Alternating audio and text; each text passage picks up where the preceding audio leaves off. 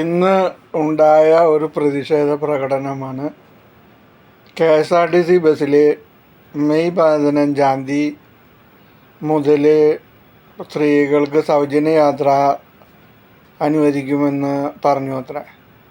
എവിടെയാണ് പറഞ്ഞതെന്ന് ഒരറിവുമില്ല, ഒരു സ്ഥലത്തും പറഞ്ഞിട്ടില്ല.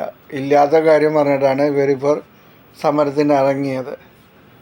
ഇനി അങ്ങനെ പറഞ്ഞു എന്ന് വിചാരിക്കട്ടെ, ഇവർ ആദ്യം ചെയ്യേണ്ടത് ഇവരുടെ മന്ത്രിസഭ ഭരണ സമയത്ത് BJP മന്ത്രിസഭ ഭരണ സമയത്ത് ഈ പെട്രോളിന് 50 രൂപയാക്കുമെന്ന് പറഞ്ഞിട്ടാണ് ഇവർ പ്രചരണം നടത്തിയത്. അത് ആദ്യം ചെയ്യണം. പിന്നെ ഓരോ അക്കൗണ്ടിലേക്ക് 15 ലക്ഷം രൂപ തരുന്നു, അതും ചെയ്തിട്ടില്ല. അപ്പം ജനങ്ങൾ എന്തു വേണം വരാൻ?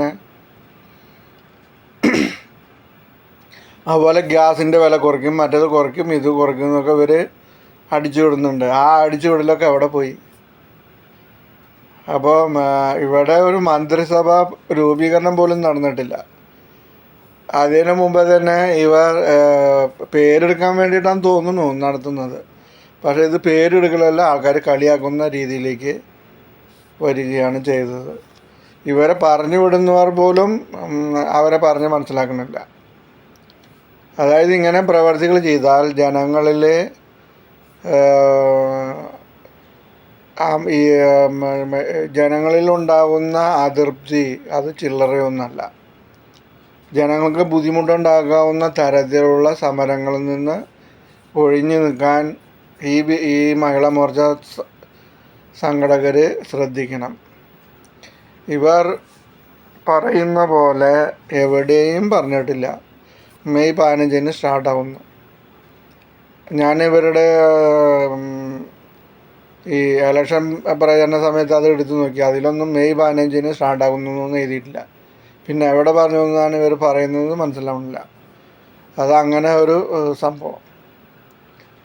പിന്നെ ഇന്ന് VD സതീശൻ എറണാകുളത്ത് വന്നപ്പോഴുള്ള സ്വീകരണം, അത് പാർട്ടി പ്രവർത്തകർ മാത്രമല്ല, അതിൽ നാനാതരത്തിലുള്ള ജനങ്ങളും ഒത്തുചേർന്നിട്ടുണ്ട്. അവരാണ് സ്വീകരണം കൊടുത്തത്. അതേപോലെ VD സതീശൻ്റെ ഒരു പ്ലസ് പോയിൻ്റായിട്ട് വന്നത് ഇന്ന് കണ്ടതാണ്. സാധാരണ മുഖ്യമന്ത്രിയായി തിരഞ്ഞെടുത്ത ആൾക്കാർ മതമേലധ്യക്ഷന്മാരെ കാണാനാണ് പോകാറ്. ബിഷപ്പ് ഹൗസ്, മന്നൻ സമാധി, അതുപോലെ SNDP സെക്രട്ടറീനെ, അതുപോലെ ഈ മുസ്ലിംസിൻ്റെ അവരുടെ മെയിൻ മൗലിയാർ, ഇതൊക്കെ കാണാനാണ് ആൾക്കാർ പോവുക. എന്നാൽ VD സതീശൻ പോയത് പ്രതിപക്ഷ നേതാവിനെ, രാഷ്ട്രീയ നേതാവിനെ, മുൻ രാഷ്ട്രീയ നേതാക്കളെ ഇതൊക്കെ കാണാനാണ് പോയത്. ഇതാണ് VD സതീശൻ്റെ ഒരു പ്ലസ് പോയിൻ്റ്. അതുകൊണ്ടാണ് ജനങ്ങൾ കൂടുന്നത് സതീശനെ സ്വീകരിക്കാൻ. ഇതേപോലൊരു സ്വീകരണം ഒരു കോൺഗ്രസ് പ്രവർത്തകനും ഇത്രയും സ്വീകരണം ഉണ്ടായിട്ടുണ്ടോയെന്ന് എനിക്ക് തോന്നുന്നില്ല. ഉമ്മൻചാണ്ടി സാറിന് ഉണ്ടായിട്ടുണ്ട്, ഉണ്ട് ഒരാൾക്കുണ്ടായിട്ടുണ്ട്. അതല്ലാതെ ഇതുപോലെ ഇപ്പം അടുത്തുള്ള നേതാക്കൾക്കൊന്നും ഇത്രയും ജനക്കൂട്ടം ഉണ്ടായതായിട്ട് തോന്നുന്നില്ല. പിന്നെ ഉണ്ടായത് രാഹുൽ മാങ്കൂട്ടത്തിനാണ് കൂടുതലും ആൾക്കാരുണ്ടായത്. അതിനേക്കാളും കൂടുതൽ ആൾക്കാർ സ്വീകരിക്കാനായി സതീശനെ സ്വീകരിക്കാനായിട്ട് വിമാനത്താവളത്തിൽ എത്തിച്ചേർന്നിരുന്നു. അപ്പം ജനങ്ങളുടെ വികാരം മനസ്സിലാക്കി പ്രവർത്തിക്കുന്ന ആളാണ് VD സതീശൻ എന്നുള്ള ഉദാഹരണമാണിത്.